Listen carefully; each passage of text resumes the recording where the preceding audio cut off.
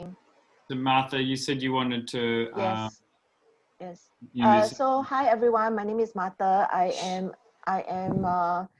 introducing Jeremy. Jeremy is from Australia, and it is 2 a.m. over there, at least, or 3. 3. Thanks for doing this. Okay, so a few announcements. We are recording the sessions. I had the presenters pinned, but now I have to repin them. So the recording will only show the presenters. So you can keep your video on if you like, and please mute yourself. And the panel has asked me to monitor the chat room. So they will be having a discussion, and then they will open up to the floor. So I will be monitoring the chat, and I will be putting them in the categories of question and sharing. So you can just type away to your heart's content. And if you're shy, you can also private message me. So please respect the boundaries of everybody in the festival. Please don't contact anybody outside of the festival without their permission.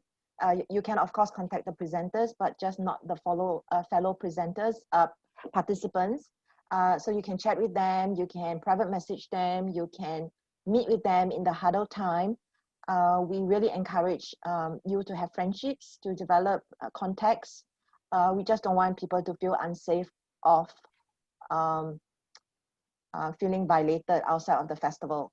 If you feel that you need emotional support of any sort, you can always email me and ask. There are 5 of us monitoring the email, and it's support@loveabilities.org. So at any point you feel that you need to talk to somebody, you can contact us.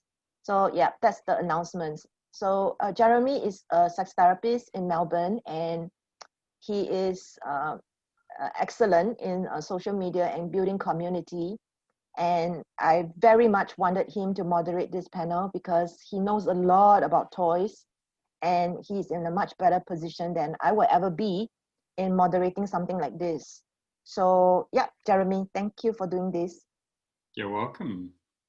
Thank you for the invitation to be here, Martha, and thank you to the people on the panel, and thank you to all the other participants. It's really exciting for me. So I'll introduce myself a little bit, and then I'm going to get the other people on the panel to introduce themselves. I do want to show a couple toys, and then I'm going to ask a couple questions, and then we'll have some question and answer from the participants. And I think we've got an hour and a half. Is that right? Yeah, cool. Okay. So as Martha said, yeah, I do work as a sex therapist. I do live in Melbourne, Australia. I'm also a sex educator, a kink educator. I do relationship counselling. I work with kinky folk and poly folk and queer folk and people of different abilities. I have a master's in sexual health, and I've also been trained in a thing called Sexological Bodyworker. So sex and relationships is definitely my passion and the thing I know most about. I am really into sex toys. I have thousands of dollars worth of sex toys of my own. Like, it's not even like the things I have for my work. You know, I love toys and constantly buying toys and educating my friends about toys and learning about toys. So yeah, it's wonderful for me to have this opportunity to be here. So I think I am pretty much, I would say, able-bodied. So I feel that if I get words wrong about ability, disability, limited ability, I just came in the end of that last talk, and there was some conversations about what language is okay. If I get it wrong, my apologies, and please correct me or you know, tell me what I need to say. Yeah. So just before we get into introducing the other people, I want to show a couple of things because we're in part going to define what is a sex toy, and in part going to define what are we talking about when we're talking about disability or ability. So I'm going to show you some things. I want you to, I don't know, wave or like give me a thumbs up or a thumbs down if you think this thing is a sex toy. So I'm going to show you this first thing. And for those people who might have some vision impaired, this is, in my country I call it zucchini, but I think in your country you call it courgette, is that right? Yeah, okay. So a couple of thumbs down. Is it a sex toy or not? I don't know if you're going to be able to see this. This is a toy that just got delivered to my postbox today. Ooh. And the people who can't see, that is a glass dildo with lots of little bumps on it. Francesca's doing thumbs up. Yeah, and some others. Okay. So this is a paintbrush. It's never been used, and if I run my hand along it, I can feel some really fun texture. Damian says yes. Francesca says yes. Don't know. Definitely. Rachel, I can see a couple of thumbs up. That's a sex toy, people. The next object is a cheese grater. Sex toy? Not sure. Okay. Some thumbs up, some thumbs down. If I run my finger along, that side's soft. That side, that's spiky. I was just joking. This is a water bottle. I'm just going to have a drink, but I just thought you like. So the next thing I'm holding up is a leather G-string with a zip down the front. Is this a sex toy? Some people are just saying yes to everything. Don't know if it's a sex toy. And this one I'm going to hold up now. This is a blindfold. Interesting that someone in that last group was talking about a blind FetLife group called Blindfolds Are Not Required or something, and I thought that was... There are sex toys in our own way. Yeah, exactly. Yes. Is this a sex toy? Yes. Sorry, to describe it, sorry. I keep remembering there are people who can't see. This is a bottle brush. So it's a kitchen implement used for, it has quite a lot of texture on it. And then the last thing I'll show you, this is a flogger, but it kind of looks like... Yes. It looks like Wonder Woman owns it. It's gold in color and has red on it and is very soft. So by being funny and showing some different things, I just wanted to get an idea of like what we call a sex toy might be different to a lot of people in a lot of different ways. So kind of, you know, the people who are on this panel each know some things about sex toys, but that many things can be a sex toy. You know, even clothing can be a sex toy, I think. Cucumbers. Say that Can again. be sex toy. Cucumbers. Cucumbers, as yes, well. zucchini, but not everyone was that keen on that being a sex toy. It can and also be. when Martha asked me originally to moderate the panel, it was also like, what kind of abilities are we talking about? So I want, like, each of you four people on this panel have expertise, and I did a whole lot of research before coming to this panel. So there's a whole lot of different ways where we can describe ability or limited range of motion. Are we talking about age? Are we talking about large people, small people? So many things. So what I'm going to get you to do is the people on the panel to introduce yourself. Just say your name, and I keep looking down here because I've got notes. Say your name, how you end up on this panel. We'll start with that, and we'll start with Francesca. Right, thank you, Jeremy. Thank you for introducing me. So hi everyone, my name is Francesca and I run The Pleasure Garden. The Pleasure Garden is a UK-based online sex shop, and we sort of strive to be an inclusive sex shop. So the whole kind of USP, the whole mission behind The Pleasure Garden is to create an inclusive experience for anybody. So that's inclusive of gender, of sexuality, but explicitly of disability as well. So the way that's sort of envisioned is through kind of making sure people have the right information as well as access to the right products that meet their needs. So that's why I set up the shop. And I was invited to be part of this panel I think somebody else dropped my name in, and when I saw who else was on the list, I thought, oh, I have to be part of this. This sounds so exciting. And to be honest, any opportunity to talk about sex toys and inclusivity, you might have to tell me to shut up, because I get a little bit overexcited about it, and it's a real passion. So yeah, that's me. That's wonderful. Thanks, Francesca. I looked at your website a few times. It's a really good website. I really, Oh, I'm glad you like it. Yeah, I really do. So next we'll have Lavinia. Can you introduce yourself and just say how you end up on this panel? Yeah, so hello everybody, my name is Lavinia Winch and I am an ambassador for the Yesyesyes company. We are a company that developed and manufacture a range of certified organic lubricants, vaginal moisturizers, and actually anal lubes and vaginal lubes as well. I don't have a medical background myself. I don't have a great deal of expertise in terms of sex toys. But I believe I'm on the panel really because a lube can be considered as a sex aid. We've worked quite a lot with Michelle Donald, who likes to give some samples of our products to her patients, to her clients. And that's how I got invited. I have personal experience of a lot of issues around sexual and gynecological health myself, which has made me particularly passionate about ensuring that people really understand the products that they use in their most intimate places. And in terms of sex toys, I've had endometrial cancer with a radical hysterectomy, which makes things quite difficult in terms of a shortened vagina. And so I've had some experience of using sex toys myself from that point of view. So I've got a little bit of experience there, but really my expertise is in terms of lubricants and moisturizers. Great, thank you, Lavinia. And we actually had a question, I think, Martha, it was from like the last group, which I'll have to ask you, Lavinia, which is about silicone lube, but just bookmark that just for a sec. Oh, well. Damian, can you introduce yourself and how you end up here? Thanks, Jeremy. Hi, I'm Damian.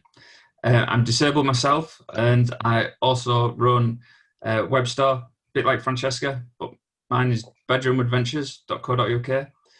I set up the company a few years ago. I've worked in the sex toy industry for 15 years and realised over the years there was so much of a need to find products that were good for people with disabilities because there was so much out there that wasn't accessible. So that's where Bedroom Adventures was started. And I'm also part of the team at Enhance the UK in their Love Lounge, talking about sex toys and disability on there as well. Wonderful. Thank you. I also looked at your website. Very lovely website. Yeah. Thank you. Yeah. And last, Sum, can you introduce yourself and just talk about how you got to be on this panel? Hi, everyone. I'm Som. I founded a company called MysteryVibe. It's over 7 years ago. So our focus is primarily medical sex toys. So we work with OBGYNs, gynecologists, andrologists, therapists on various issues like erectile dysfunction, delayed ejaculation, postmenopausal dryness, postnatal pain, pain during intercourse. So lots of different topics. And of course, it can be used for pleasure alone. And as part of building that over the years, one of the most important things that came up is accessibility. Even though originally that we hadn't thought about that, because originally it was very much driven by medical need and very specific medical conditions. And as you can imagine, a lot of our customers tend to be older, in 60s, 70s, and we learned as we went along, rather than starting from that concept. Learned as we went along, building more accessibility into our products. Yeah. Wonderful. Thank you. Welcome. And I watched a great YouTube clip of you talking to someone. It was very interesting to hear a lot of details about the work you do. So wonderful to have you four here. The first question I wanted to ask was, leading on from what I was talking about, is what is a sex toy? I'll get you to answer, you can pass, or you can answer in whatever order you like. But I think I'm going to try and weave in, like that was kind of my initial question, but I think I want it to be like, what is a sex toy and how is that important about inclusion and people with limited range of motion or different abilities. So I'm going to give you like 5 or so minutes if you want to just answer that and just riff around that. Any of you wish to start with that? I can jump in. So I think that your demonstration at the start was excellent, because I think it really does show that almost anything can be a sex toy if you are using it for the purposes of sexual pleasure and gratification. Obviously, there are bounds to that, and I think one of the things that I really like to emphasize as part of the work I do is around body safety, which is why I did a thumbs down for the zucchini, because a piece of fruit or vegetable is not going to be body safe for you to use. And also there are unfortunately some sex toys out there on the market that are marketed as sex toys, that are sort of put out there as something that you should, and can use, that actually aren't safe. They're made of materials which aren't safe, and they're made of, poor design, which can mean that they actually can be quite harmful. But that aside, it is, I think, the case that anything can be a sex toy if it's used in a sexual context. And that gives you, I think, a real, that really opens the door to accessibility. Because when you can think creatively and imaginatively, that's when you can kind of open the door to possibility as well. Because as much as we like to kind of try and make things as inclusive and accessible to as many people as possible, there are some limitations, and you have to think creatively sometimes about thinking about, okay, the paintbrush, I think, is a really excellent example of something there that is of that lovely texture that you can use in a sort of erotic environment. And even the cheese grater, which makes me feel a bit, but again, that's a different type of sensation, which used in the right context can create that sense of sexual pleasure. So yeah, I think it's a really excellent question about opening our eyes, opening the kind of mind to what things can safely, I'll put those bounds on it, be used as a sex toy. Yeah. I don't know if anyone else. I like that. I think it can be anything. Go, Damian. I think it can be anything as well that can enhance someone's like sexual pleasure or like experience. One of the things that like personally I've had to look at for myself is to do with harnesses and such, like, because my condition means my joints dislocate very easily. So positional play is a big thing for me. So I can easily dislocate a hip if I'm on top or anything. So we've had like, me and my wife have had to look at like different harnesses or things like that. And like the Liberator furniture range was a game changer for us. And that's one of the reasons why we stock it. I think it's hard to explain to everyone what can fit for one person might not fit for another. Yeah. Especially where disability and ability is concerned. Yeah. Thank you for that. And can you say a little bit more about the Liberator furniture? I know what that is, but not everyone will know what that is. So can you say a little bit what that is and why that may be important to people with limited abilities? Liberator furniture, it's a range of what for soft play is the best way to describe it. Products, be like the start is like a wedge. I do have one here. Can you describe it as you're holding it? Yeah, it's a triangle shaped wedge. This one can have cuffs attached to it that can just give you that different bit of an angle when having sex, and it can make things more comfy. There's smaller items, bigger items, all that can enhance a person's sexual pleasure. And I'm going to link that, what you just said there, a little bit back to Francesca's thing, which is also safety.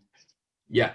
So I think there's a part of that kind of furniture you're describing, which just to describe for people who can't see the screen, is sort of like a big pillow, isn't it? But it is a triangle-shaped pillow. Yeah. Yeah. And so I think I've seen somewhere on your website you're describing how this can make the sexual experiences safer. So in part, you two are both talking about pleasure, but you're also talking about safety. Yeah. Yeah, great. Okay. So Lavinia or Soum, do you want to come into what is a sex toy? I've still got this. So I was going to add, Francesca and Damian, they covered everything really, but what I would like to add is in the industry, one of the things I love the term is pleasure product, because it encompasses sex and everything else. So, you know, even if you're playing alone and just have pleasure, any product that gives you pleasure safely, obviously, is a sex toy, the way I see it. And that could be accessories like the ones you showed. It could be, you know, vibrators, dildos, plugs, whatever it is. If it gives you pleasure, it's a great sex toy. And one step further for me, and why we thought of mysteries, it often is that unknown that you get in a very nice way, something that your own hands, which is obviously your first sex toy, won't give you. Is that extra? Is that the sensory experience of feeling something like that paintbrush will give you that you can't feel with your hands? Yeah. So that's how I think of it, as a pleasure product with that extra level of unknown mystery fun that you can't get with your hands. Can I respond to something there? Sorry, Lavinia, I don't want to jump all over your, your time, but I think the word you there in terms of sensory experience is really important, because it doesn't just have to be something that you touch. I mean, it can be, and often is, but there's sound, there's sort of smell and sensation, and it could be verbalization, it could be something that you look at and you just think, wow, that's beautiful. And that gives you a sense of pleasure as well. And I one of the things I think is really important in a sex toy is, does it look nice? Like, I don't want to use something on my body that I look at and go, ugh. And one of the things I like, so this is one of my favorite sex toys, it's wooden. And what I love about it is it just looks beautiful. So what I have in my hands is a carved wooden dildo that's sort of different bulbous shapes, but it's pleasurable not just to use but to look at. And I think that's a really key point you made about sensation. Senses is not just one sense of touch, it's everything, and most importantly the mind as well, about what you think is sexy, what you think is pleasurable is probably the most important element of it. Sorry, I jumped over your turn. No, thank you for that, Francesca. I thought that was a good leap off from what Suma said, and even talking about hands, like, you know, like, yeah, these are sex toys. Yeah, so good. Lavinia, did you want to add anything into the conversation of what you think is? Yeah, I mean, I think that that they've covered it all absolutely beautifully. I suppose because this discussion is sex toys and sex aids as well, and you've covered some of the things, like, you know, you wouldn't necessarily think of a paintbrush as being a toy, but it can be an aid, and it can. And I think there's the same with, you know, my area of lubricants. When we first developed the range, we initially thought that we were just developing something that was certified organic and really body safe, and we presumed that it was going to be for pleasure. And in fact, it has turned out that there are some very key medical areas where it's been very helpful. So there are some similarities between what we do and what Zoom was doing as well. But safety is the other issue with in terms of our products, and I'm sure we can go into that a little bit later. But yeah. Yeah, and I had a look at the Yesyesyes website, and there are some interesting products there. So I hope we get to talk about them. And I think lube is a conversation to be had all the time, everywhere, a lot. So I'm all for that, and especially different kinds of lubes and what to have in them. So yeah, we'll circle back to that, because it's kind of like this question. So the next question I wanted to put to you all, and I don't mind if we meander and you kind of get lost and, like, you know, just like add the things you're excited about. Like, I think that, like, your passions is kind of like what we're here to listen to. So my next question is about, what kind of message would you like to share about sex toys and disability or ability, limited ability, however you phrase that. What's important, like, what you're here and you have some passion. So, you know, what is the passion? Tell me about this intersection about the sex toys and about the abilities. I can start because this is one of the things we learned over the years, rather than you know, and I'm an engineer background, and I spend my entire study life all the way till postdoctoral research in engineering, electronics, hardware. And this is 20 years ago when I graduated. It wasn't even a thing. It was hardly covered, designing for accessibility. So when we started building, it really wasn't something we learned about. And a very similar space is security. So security by design is very common now, but you know, even 10 years ago, security was an afterthought, just like disability is often an afterthought. Yeah. And the message I have is, whenever you get an opportunity to contact a company, tell them what you would like, because I think that's the best way to bring about change. And that's how we started investing time and money on it, because customers emailed us saying, you know, what about the buttons? Can you make the buttons bigger? You know, can you do something else? Can you build a remote control which is plastic and big and clicky? You know, these kind of things. So the more we get that, the easier it is for us to design, build, and roll out products like that. So, and that I'm sure applies to any company, right?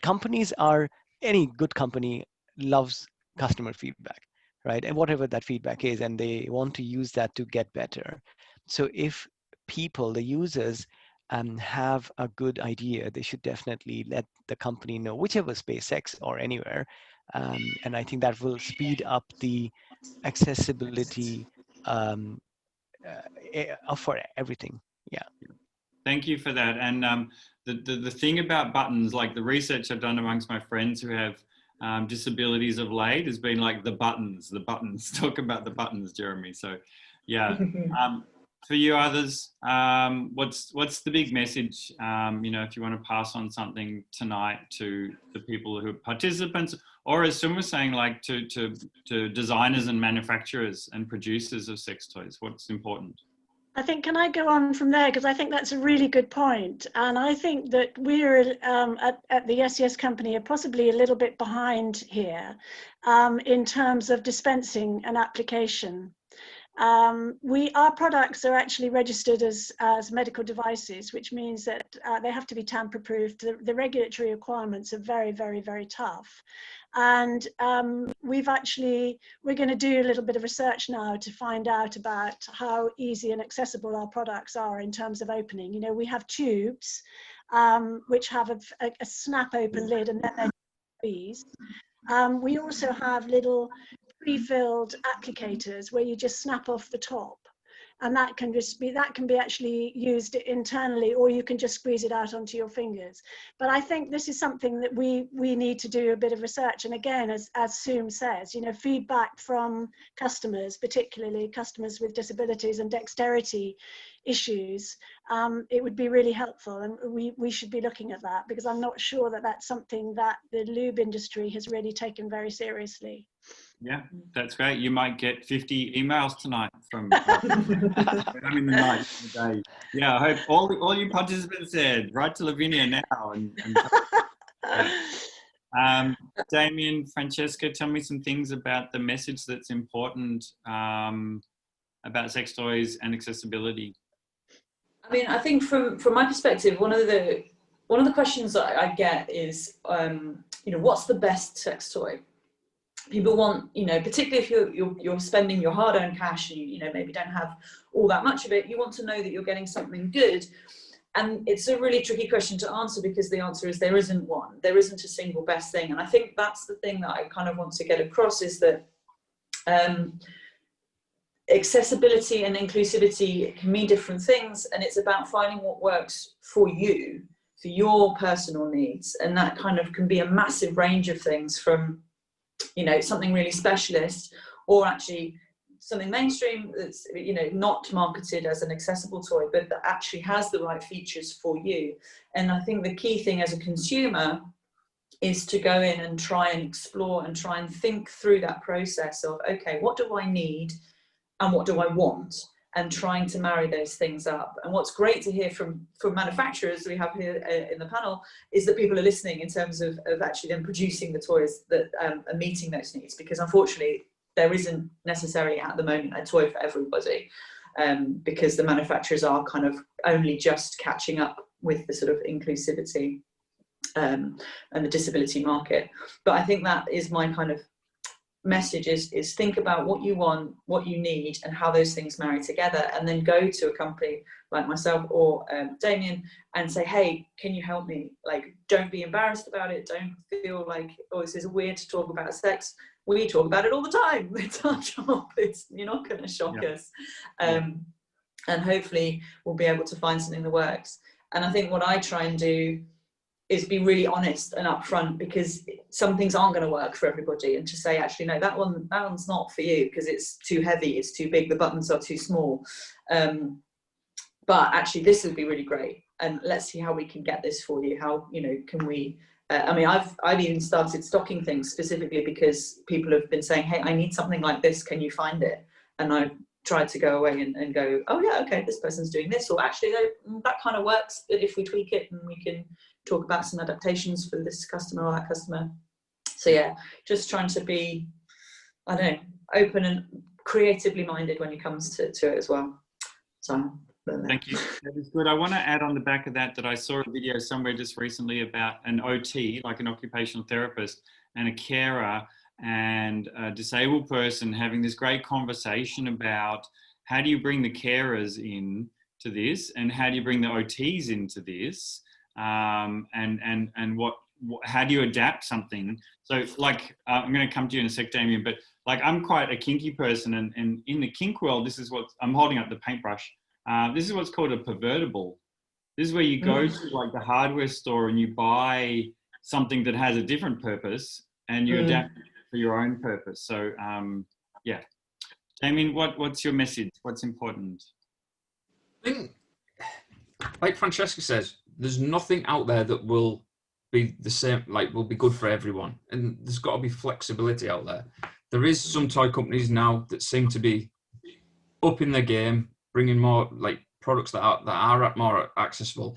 One of the things, like you were saying about buttons, that's the one thing when I first like started working with sex toys, the amount of things when I would go to a trade fair and pick up and think, oh, let's see what it works like, and I couldn't push the buttons, or I couldn't hold it right.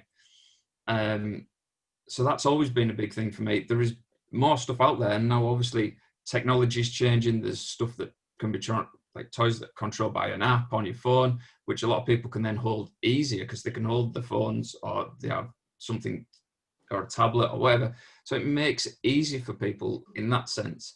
I think companies really do have to take a wider view now of what can be used, and look, like, ask disabled people and people who have who have specific needs what they are looking for. I get questions, like Francesca, I get questions all the time from people. What will help me? What would you not suggest? And it's a hard question sometimes, but you try your best to answer it. Yeah. Look, it's just made me think. I don't know if you know Andrew Gerza. He's American or Canadian. I can't remember. American. Canadian. And I was having a look at his website today, which is called Handy. I think it's called Handy. He's got some fascinating things. He was talking about his wheelchair as a sex toy. Yeah. And he's got this great blog post about talking about like how you can he can tilt it back and have someone like sit on him and have sex with him. He becomes like this bed. And it's like, this is the creativity and the customizedness that I think is required in some way. But then there's also like these universal things, which is the buttons. And look, I have sex toys that don't work with my fingers. The little stupid buttons that don't do things. And I do want to promote Andrew. He's designing with his sister, who is a designer, this really fascinating looking new toy that looks sort of like a long tube that you can sort of lie with and operate. Yeah, it looks like a pool noodle, like for swimming. Yes, exactly. Yeah, that's what I thought. Yeah. It was fascinating. It's like, I don't really know what it is, but it looks amazing.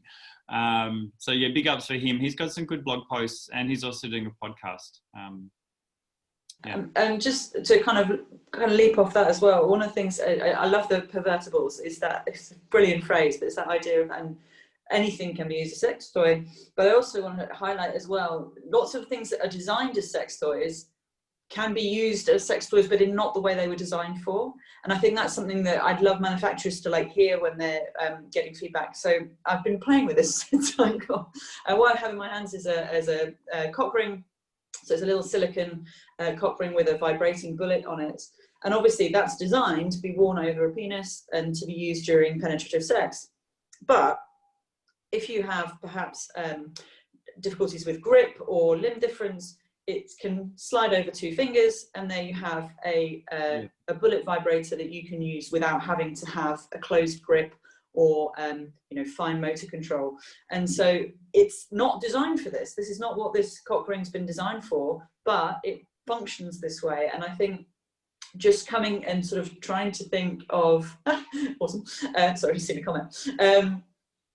Trying to think of creativity and coming to sex toys with an open mind and a creative mind is a really great approach, because it means that you can kind of hack things and use things slightly differently. I mean, I think bondage tape is also a really great accessible sex toy, because you can use it to attach things to other things really easily, cheaply, and cleanly. It's, you know, not going to leave loads of residue or anything like that. But if you want to, for example, stabilize a vibrator on a pillow, because perhaps it on its own isn't accessible to you, but when you've got something to help stabilize it, it would be a bit of bondage tape, wrap it up, there you go.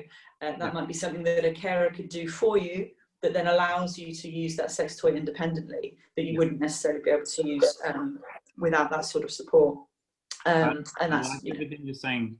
And was it on your website? I saw the sort of glove, with a dildo in. Was that a spare part? Yeah, the Spare Parts La Palma. Yeah, so that's a Spare Parts, one of my favorite companies.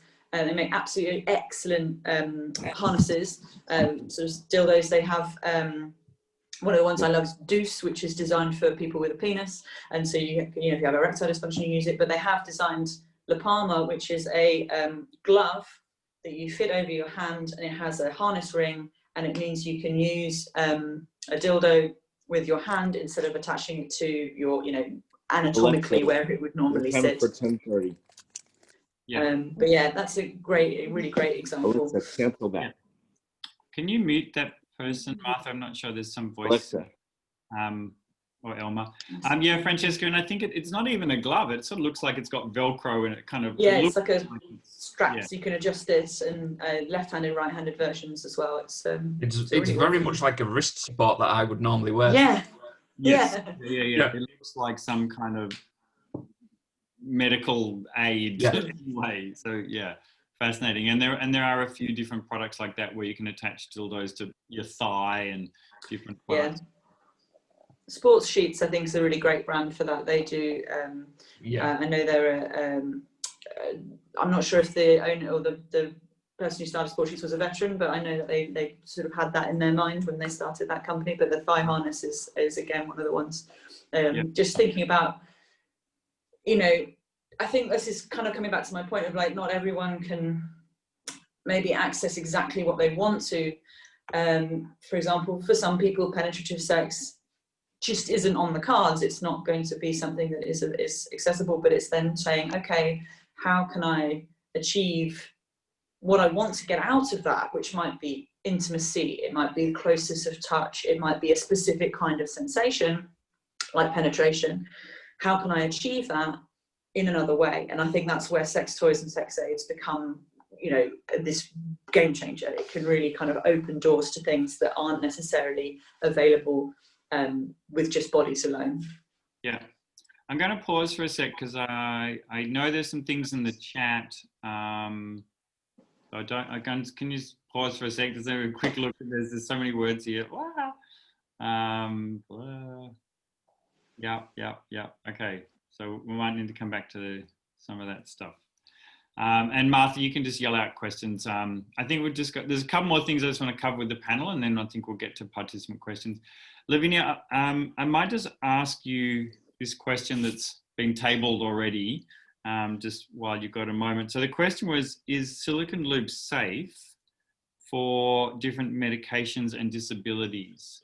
Would you want to answer that? Is that too? Yeah, so I wouldn't say that I'm an expert on silicone lube because we set out to develop very natural products. There is one thing to remember with silicone lubes is you can't use them with silicone toys because they will affect the material. So silicone lube should not be used with silicone toys. I think that's right, isn't it, Francesca? It's an interesting question, actually. Yeah, because, let's pause that one for a second. Yeah, it depends on the brand of silicone, and it depends on the brand of lube. Don't go there for a sec, Lavinia. But okay, so in terms of safety, what we're talking about here is about the type of tissue that we're dealing with. So we might be talking about vaginal tissue, we might be talking about anal tissue, or we might be talking about the vulva. Yeah. And that's the key thing. All these types of skin are very different to our external skin, which has this stratum corneal layer that protects us. So the mucosal tissue, the vaginal tissue, is very sensitive and very much thinner. It absorbs everything much more easily. So in terms of the water-based and oil-based lubricants, that's where ingredients is really important. The silicone lube, it appears to me, stays very much on the surface. It doesn't really get absorbed. There's a possibility that because of its lack of absorption, it might trap some bacteria underneath it. So there are some implications that it may be more likely to pick up something. You would get some sort of infections from using it. You may not like the feel of washing it off, but as far as I know, there are no actual medical reasons not to use a silicone lube. It does irritate some people. Some people are sensitive to it. So it's very much a question of trying something and seeing how it works for you. But I'm not aware of any sort of contraindications to do with medical conditions. Yeah, thank you for that. That's good. And I think it was on Francesca's page, I was having a look, and you do have a link to, what's the name, Dr. Lily's Toxic Lube Report? Or yes. So that's a blogger, sex blogger called Dangerous Lily, who did a lot of research into uses of lube and the effect they have on sex toys.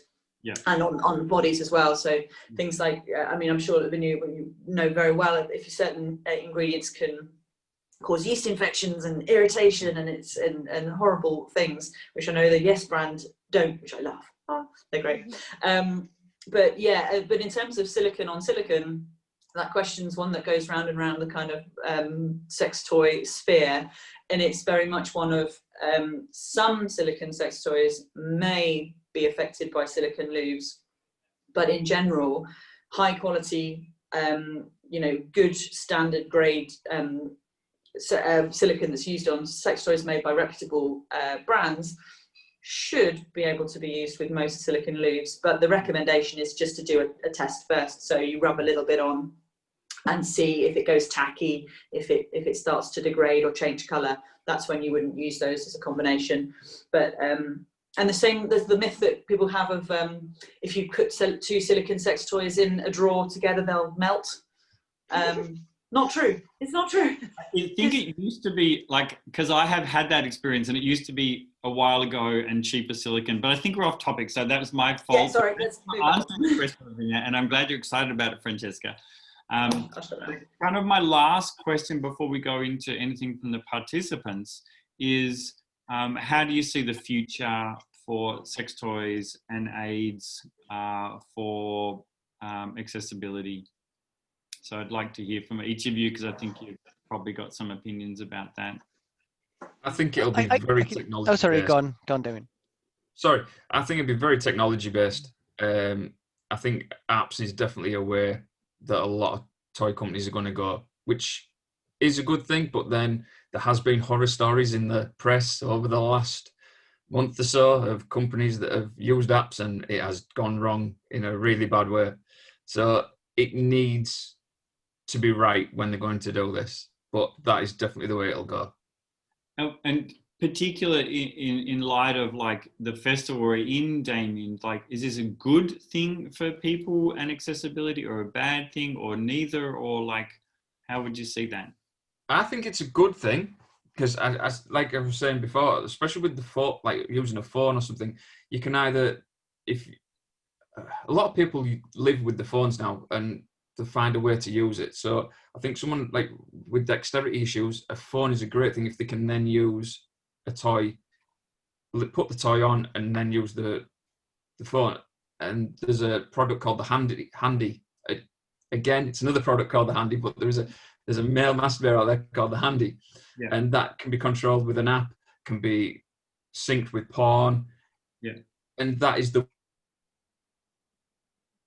You're breaking up a little bit. I might go to Francesca. You just got frozen, Damian. So I'm going to circle back to you, but Francesca, do you want to have a go, and then we'll go to Soum? Yeah, absolutely.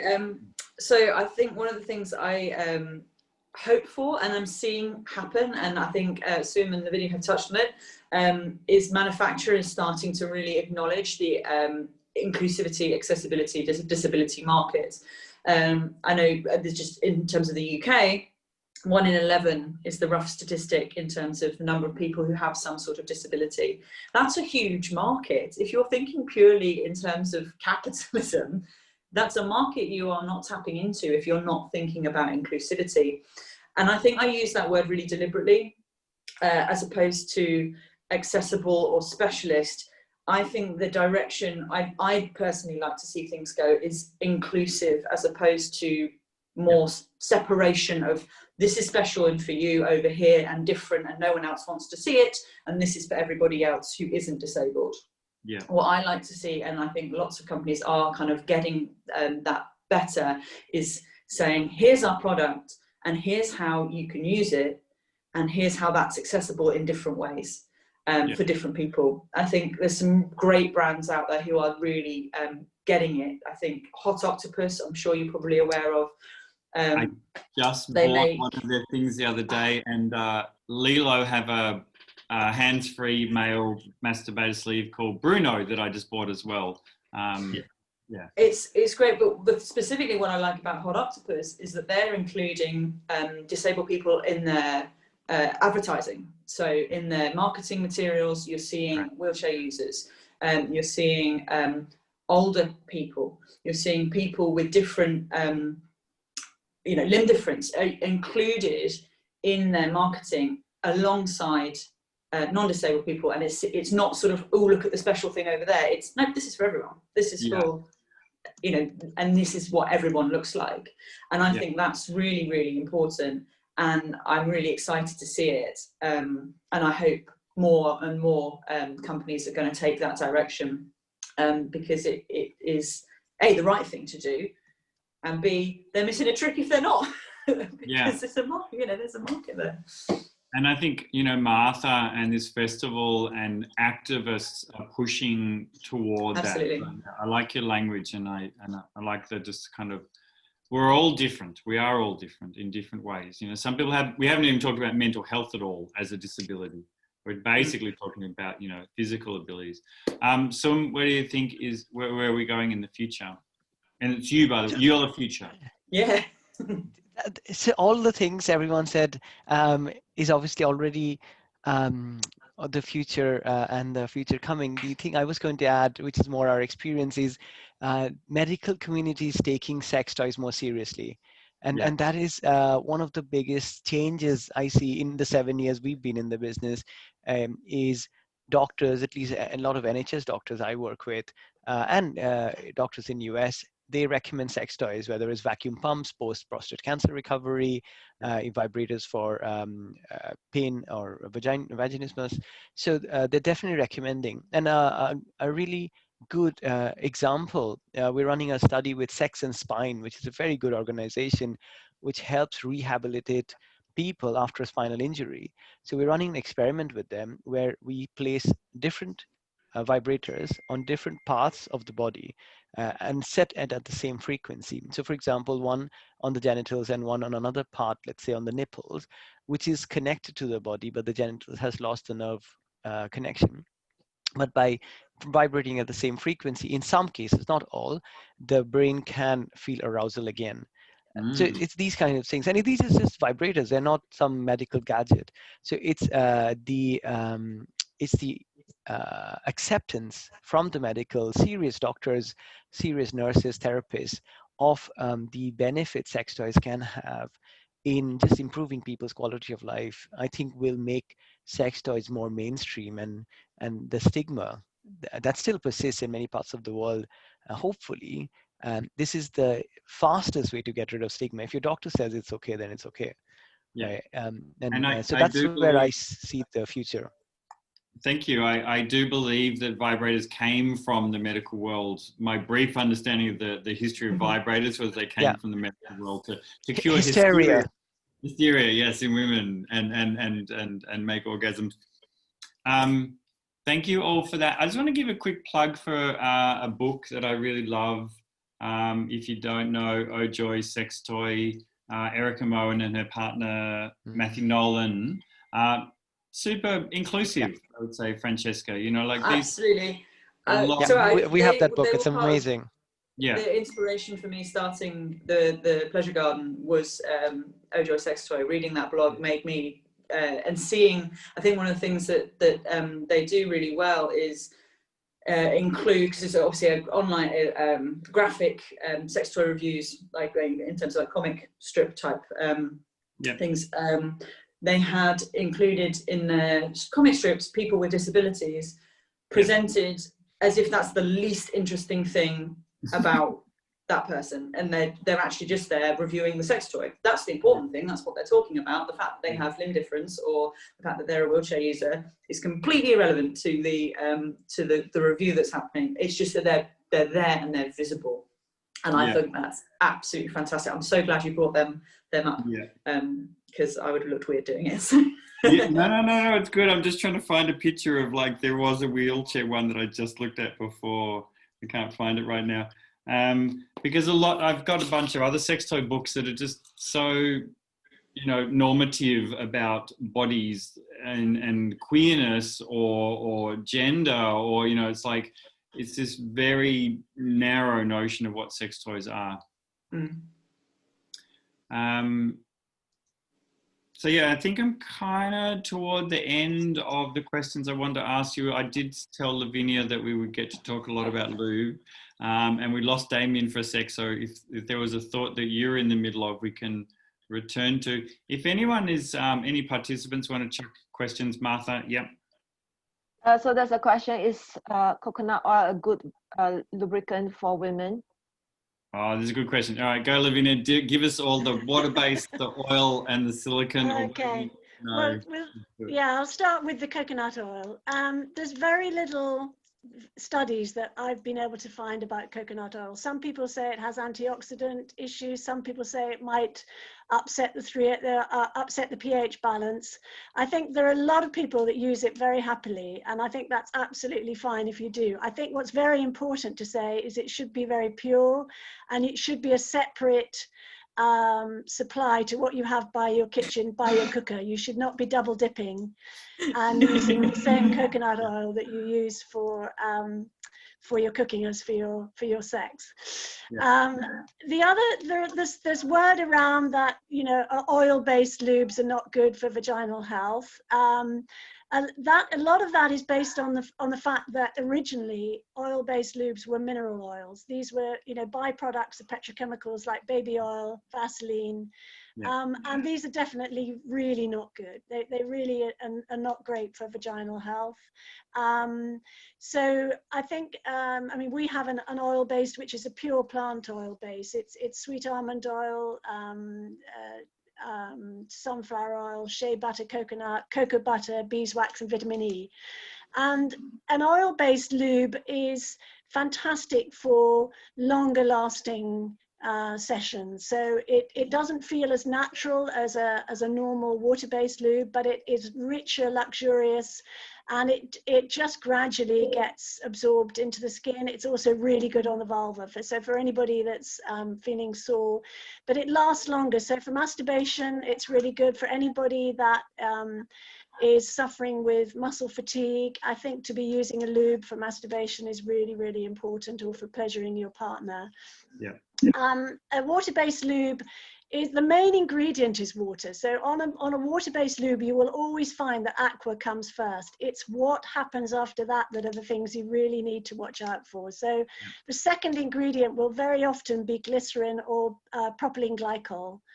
And these are non-natural products which will very often cause some irritation. Those are the things you really want to be careful of. There was a paper released by the World Health Organization in 2012 about pH and osmolality of lubricants. And they discovered that some of the lubricants that are formulated with glycerin and glycols have a very high osmolality value, and that can actually do some epithelial damage to the tissue.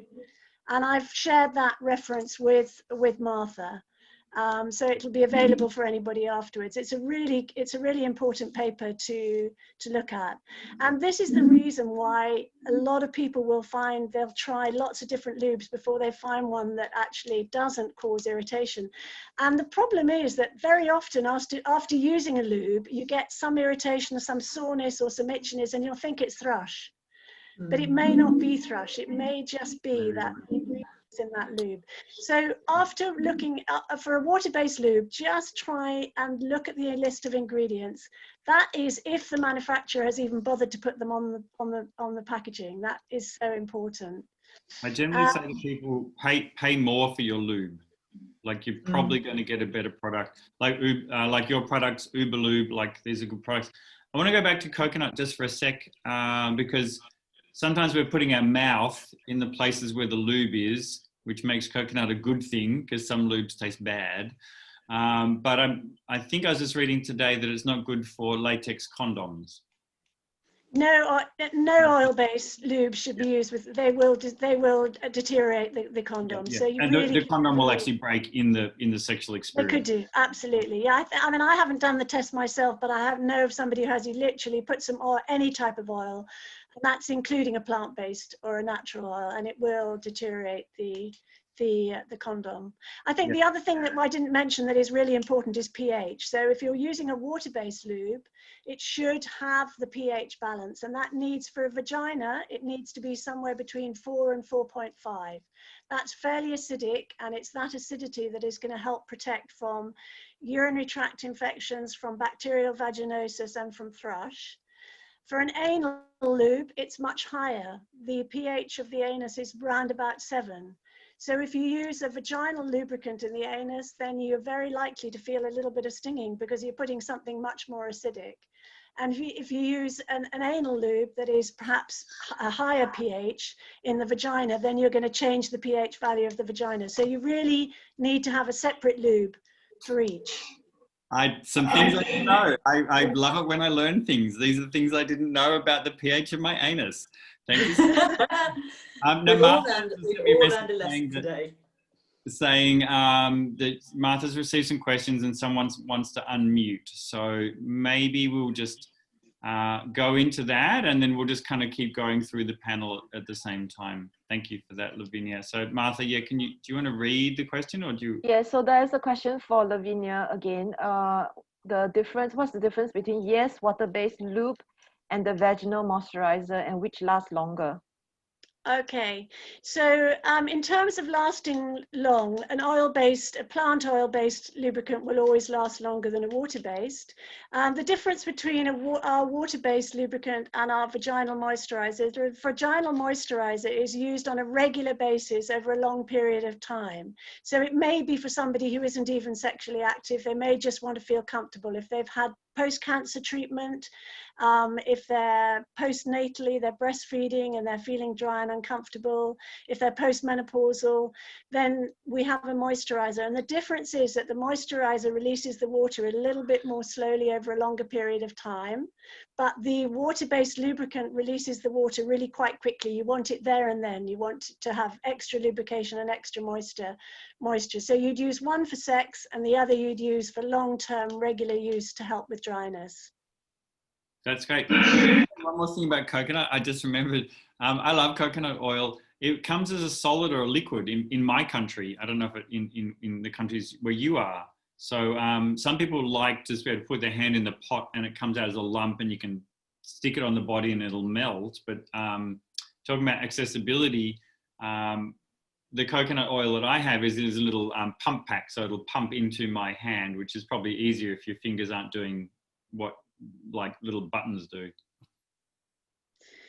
Yeah, Yes. I know. I mean, the coconut oil that I have is solid. I haven't come across a liquid one here, but it may well be available. Yeah, it's just in the supermarket for cooking. It's a cooking oil. It's fractionated, Okay. I think. Okay. I don't know what it means. Martha, do you want to give us another question then? Yeah, is there any way of getting around the fact that defines the right around the fact that defines the right vibrator costs so much money by trial and error, because vibrations work differently for me and don't know which one to work until I've tried them. So do you have any suggestions? I think this is a Damian and Francesca question, or maybe some as well. Yeah. I think it's a really challenging question, because you are right that vibrators can cost a lot of money. I think what's a place to start is to think about why price increases. So you're often going to get a more expensive product if it's a rechargeable product as opposed to battery powered, and that's because obviously you've got the kind of mechanics of it being rechargeable. A rechargeable product is also likely to be a little bit more powerful than a battery product, because you can just get more power out of the motors there. You may also be paying for the materials, so things that are made of silicone, which is a great body safe material, are going to be probably more expensive than plastic. Again, just the cost of the materials. And then sometimes you're paying for brand name, like there is an element of brand within it. And so you can get this big difference in pricing. It can be really hard when you're looking at, maybe two rabbit vibrators that look identical, but one costs £30 and one costs £150. Why is that one that's £150 more expensive? And does that mean it's going to work for me? Unfortunately, the answer isn't always yes. It means that the product's probably going to last longer, be more economical in terms of it's probably going to be rechargeable, maybe greener, but it may not work for you. When choosing a vibrator, I think the key thing to have, if you're not able to go to a shop physically and maybe ask for a demonstration so you can feel the product, obviously not a full works demonstration, shall we say, but Don't you touch it on your nose? Touch on your nose. Everyone does that. They touch on your nose and say, "Oh, it feels like this." No, it doesn't. I don't recommend Nose is not a doing clitoris. that. No. It will make you sneeze. That's what will happen. You will sneeze. Sorry to interrupt you. But you can feel. Question, Francesca, because I think it's about the intensity, maybe the vibration. Is that what the question? So there's like a doxy or a hitachi or like Lilo, like little hand things. Yeah. Yeah. So what to look for if you're trying to choose and you can't go and feel it yourself, I would say is look for descriptions, things like rumbly or buzzy or penetrating. So those will give you descriptors of the actual type of vibration. So your wand vibrator, so the big, with a big head, will give you a more rumbling kind of vibration, which tends to penetrate further through the skin and into the body and give you a kind of more diffuse vibration. So that will kind of cover more area, and that can be really useful if you perhaps would struggle to find something, get something in a pinpoint precise place, and you need something that's going to be more broad stimulation. So something that's got a rumbling vibration, which is about the kind of motor it uses, creating that deeper, powerful vibrator sensation. Buzzy vibrators are slightly more surface level, so that's going to penetrate less, be a bit lighter. And I think there's a kind of feeling that rumbly is better, and that's not the case. Some people don't like rumbling vibrations. They like more buzzy, they like more surface level vibration, and that's fine. The key thing I do is, again, if you can't go and feel something, and obviously I run an online shop, people can't come and feel my products, but is to look at reviews, to try and find reviewers who have carried out reviews of that product, that will be able to give you kind of an unbiased version of a sort of overview of that product, because obviously marketing materials are not necessarily going to be 100% accurate, shall we say, always. But I'd like to say that with the Pleasure Garden, the product descriptions that I write all of my own product copy. So I don't use the marketing copy that is provided with the sex toy from the company. I try and look at it. I try and read reviews. I will go off, experiences that people have had of that product, and then use that to create the description, which is part of my kind of accessibility drive, is to sort of be more honest about what that product actually is like. Is it buzzy? Is it rumbly? Is it powerful? Has it got fiddly little buttons? And so, yeah, coming and kind of asking someone who, either myself or Damian or anyone who runs a sex shop, and saying, hey, can you really, what is this like? Is this flexible? Is this actually rumbly? Is this actually the most powerful or less powerful? And just having a conversation about what you experience, what you enjoy, and trying to get to the bottom of it. And it does help if you've had a go with something, you say, hey, yeah, I hated that. Cool, we can start from there and go from that and try and find something that does work for you. I agree with that. I think the reviews, like there's so many bloggers and YouTubers who are doing sex toy reviews. You can always find a video. So yeah, that's good. Damian, anything you'd add to like how to pick a vibrator? The only thing I would really add to that is reviews are brilliant. The only thing is that I think people need to sometimes bear in mind is what will fit for one person won't always fit for you. And I think the best thing to do is to purchase, or like Francesca says, if you can go into a shop and try, like, put it in your hand, see how you can manage with it, see if you would be able to like hold it properly and that sort of thing. But it's a hard one because like you can't send free samples to everyone. Yeah. It would be great if you could, but you can't. And so I think it's a hard question. There isn't the perfect vibrator out there. I don't think there ever will be for everyone. Yeah. But it's trial and error. And it's something about resources. And my guess would be that a lot of people who are involved in this festival are not super well resourced. So sometimes it kind of like is buy the cheaper one and see how it goes, and then that'll give you a little bit of a sense. But like that requires resources still to go buy a thing. And then I recently donated 2 vibrators to my friends. I was like, this is not the vibrator for me. Here you go. Yeah. And I think to add to that, I'd like to sort of plug, there are brands out there who acknowledge this gap, and they are trying to find solutions where you can get a good quality product that's,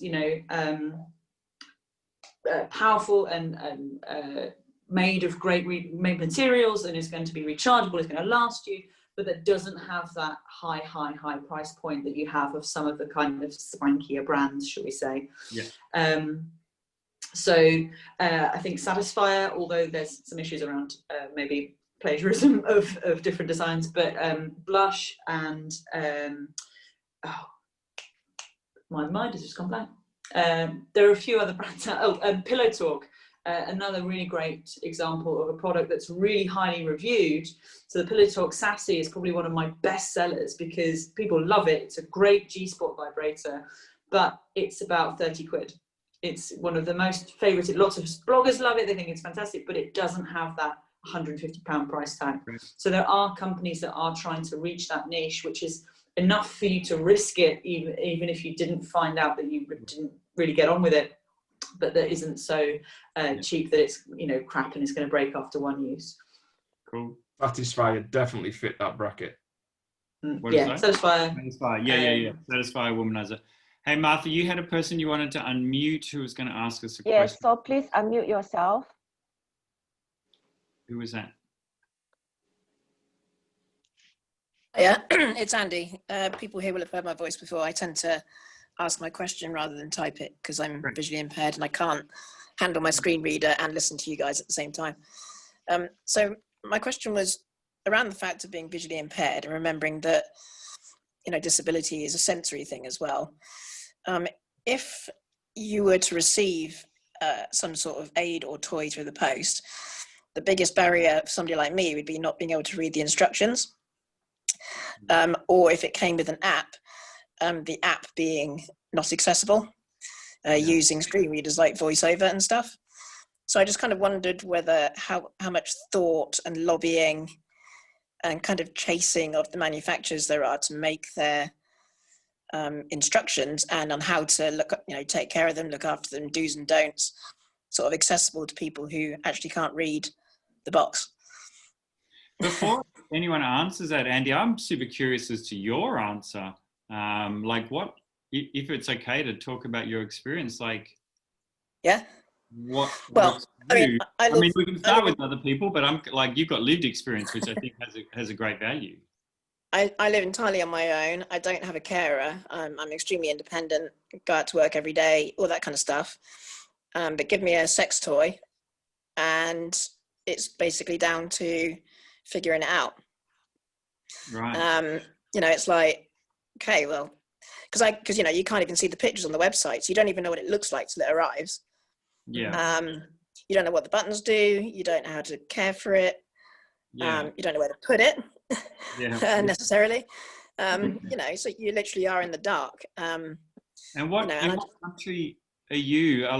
Is there some kind of service that would support? I don't know nothing about this. This is really exciting. Yeah, no, this is cool. Don't know anything about something. So I'm actually visually impaired myself, and I actually have dwarfism, so I'm only 3'10". Right. I'm a guy, and I work for a charity that actually does transcribe printed material into other formats for visually impaired people. Yeah.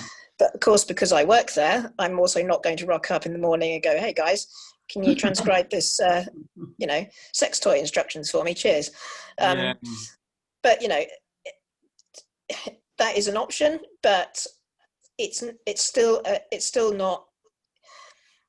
What would be ideal is if you could download an audio file off the website. Yeah.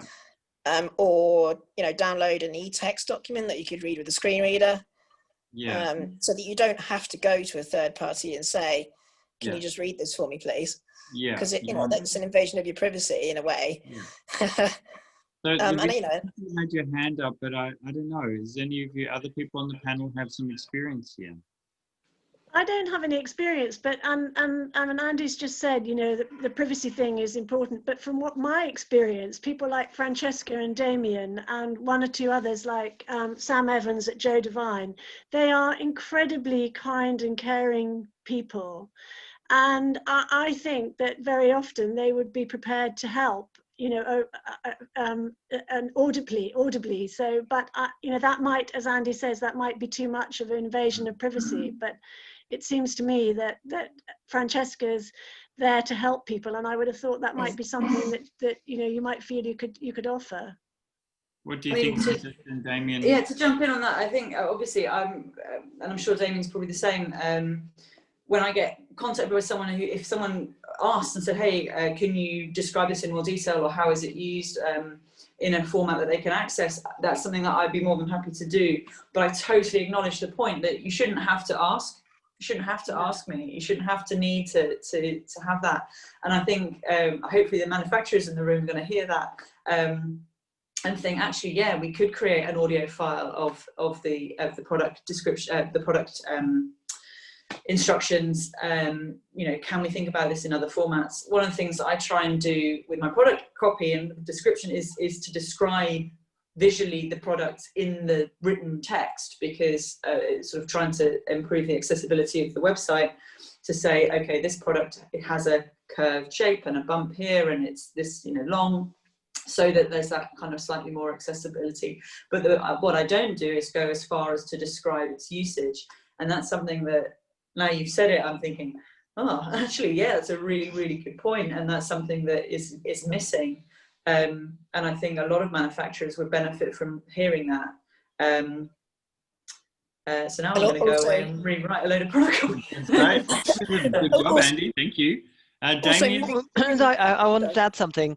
This is really helpful because, and this is what I was saying earlier, the more of these we get as a designer, as a builder, the better our future products can be. So definitely we haven't addressed this.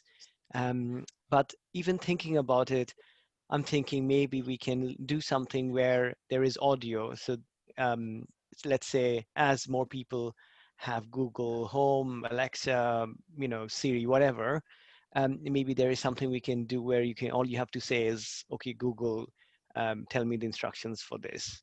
Yeah, maybe that could be a simple solution to roll out, because obviously a lot of the times with hardware, once the packaging has been made and it's already shipped out, it's probably 6 to 9 months before the next lot is made, before packaging can be changed with updates. Whereas rolling this out as an audio site, which you can access via some very low cost method, like I think Alexa is probably the cheapest one, it's probably £30, is probably an easier solution. And if we can lobby that across the board for all products, then maybe in a few years, every product will have an audio version of the instructions that people can just say, okay, Alexa, tell me the instructions for this, like a Dyson or whatever. Thank you. That So could be, I'm noticing we're coming towards the end. We've got about 15 minutes to kind of wrap up. And I just saw Martha's waving a hand, and I saw a question from someone else about sex dolls. Martha, what's your wave handing? Is that saying, look at the chat? Yeah, okay. So I just want to read a few comments for, just to acknowledge the people who have contributed to the panel. So one person says the blind community would love with capital letters, love image descriptions with a lot more detail as to the size, weight, texture, color. So much more is needed for blind consumers. Yeah. Another person said there needs to be more dialogue between the manufacturers of sex stuff and the manufacturers of disability stuff. A good example is when I was at Erotica a few years ago and saw a bondage cuff set that velcros to a compatible sheet. That would be really useful for people with muscle fatigue issues or tremor issues. Another comment was to help with positioning, it's possible to use the bendiness of a standard adjustable bed rather than a medical profiling bed. Another one, just last one, Oh Joy has some transphobic moments that might be triggering for people. Okay, go ahead. Okay, so do we want to answer the question about sex dolls? Is that in the range of all you people? What's the question? It reads as, does anyone have experience with the new sex doll robots that look and feel real? What are your opinions on this new technology? So I'm going to say a bit about that, and then I think we're going to start wrapping up. If you have opinions, anyone on the panel about it's not a product that I retail, but it's a technology that seems to be really coming to the forefront now. It's obviously going to be a technology that is going to be very costly, so it will be a real big investment for someone if they want to go down that route. But I haven't really got a lot to say on them. Yeah, I think for me it's one of those things where I agree, it's the huge cost implications. So there's this, I think there's a narrative around sex dolls where people are like, oh, well, if you can't get a partner, a real life partner, that's an accessible choice for someone. And I have a problem with that because that's very dismissive. It's sort of saying you're not good enough for a real person. You can have this robot. And it's quite kind of reductive, I think. And it's also, they're still not accessible because as Damian pointed out, they're thousands and thousands of pounds. They're going to be really expensive. And that's not an price is an accessibility issue. At the same time, I don't want to dismiss anything that somebody can consensually and with their pleasure in mind, engage with in a positive way. And if for someone that's something that they really would like, and they think that's a great solution for them to access sexual pleasure, cool, great, good for them. That's excellent. But I don't like the kind of, this is the future of accessible sex messaging that sometimes comes with it. I think there's a kind of dismissiveness there. That's not tackling the issue of discrimination. It's not tackling the issue of othering, of like kind of the social model of disability of people being like, no, you're not acceptable by society, you've got to go away and have something different and special. So yeah, that would be my thoughts on it. Great. I can add a very quick one on sex dolls. Even did something like you guys, it's not something we work in. So my conversations with people who do design sex dolls from a accessibility point of view is it can help people who want to feel confident. Obviously, if you ignore the cost issue for now, it can help people who have confidence issues gain confidence in some cases. So and there are other applications like quite controversial ones like war zones, etc., to save humans from being trafficked. Have robots instead. But it's a fascinating topic, and there are people who are far more knowledgeable and passionate about it. And once you talk to them, you understand their drivers behind it, which is why it's very interesting. And as with any technology over the years, it will definitely become very cost effective, I'm sure, like anything.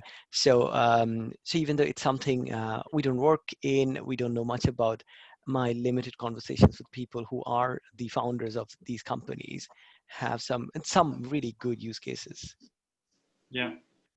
Thank you for that. So we're going to wrap up. I did see a question of can the panel be contacted, and Martha's has shared some email addresses. I'm happy to be contacted by anyone about anything. This is my absolute passions. And I've also got a website, which I don't know, Martha, if you put in there, but it's jeremyshub.com. So it's just my first name and last name. Let's have last comments in whatever order from the panel. What did you learn? What did you notice? What did you enjoy? How was this experience? What would you like to have as your last word? I just want to say thank you very much for the opportunity to be part of the panel today. It's been really, really interesting. I love talking about sex toys and accessibility, so I can chat my mouth off about this for ages. So, but I think it's been great to hear some of the questions from the audience. I think particularly around how manufacturers can work to become more inclusive. And I think retailers actually have a part to play in that as well, in terms of communicating what people are asking for and the discussions they're having, and trying to stock and push for more accessibility from those manufacturers as well. So I think that's a message that I'm hearing quite strongly from this, and I think that's been really, really great. So thank you for that. Thank you for being here. Buy things from the Pleasure Garden. Damian, last thoughts? Yeah. Once again, thank you for having me on the panel. It's been an experience for me to learn from other people as well. Every day is a school day. And the things I've learned, and like you said, especially the question about like the audio and such, I will definitely pass on to the manufacturers and suppliers that I deal with, because I think it's a very valid point. A lot is made about visual stuff. I think audio is definitely something that needs to be looked at. It's a missing thing. And yeah, thank you again. Buy some things from Bedroom Adventures. Lavinia, last thoughts? Well, also, I'm very honoured to be invited on this panel. It's been fascinating. I've really enjoyed meeting the other panelists and hearing what everybody has to say. I've learned a lot myself as well. And I'd just like to leave with one message, and that is that there's no shame in using lube. Lube is your friend, but like your friends, you need to choose your lube carefully. Beautiful. Thanks, Lavinia. So yeah, everyone check out Yesyesyes, great products. And Soum, last word. As with everything, thank you so much for having me. And with all these panels, I learned so much. Even though it's 7 years in now, it's just learning new things. And then, like I said before, contact us, tell us how we can build better products. Like talking about making it easier for visually impaired. Definitely haven't done enough in that. Want to work more in it. And as much feedback as you can give us, the better our products will be. Yeah, that's it. And check out MysteryVibe. Super geeky, that website as well. Like your websites are all really quite amazing, but yeah, Soum's gone to, like, I can see the engineering brain that was going on in making that. So I think we're done. Thank you, panel. Thank you, Martha. Thank you, participants. That was really wonderful for me. Martha, anything people need to know before they head out? Yes, so I really like to I really like to thank Jeremy for doing such a great job and the panel.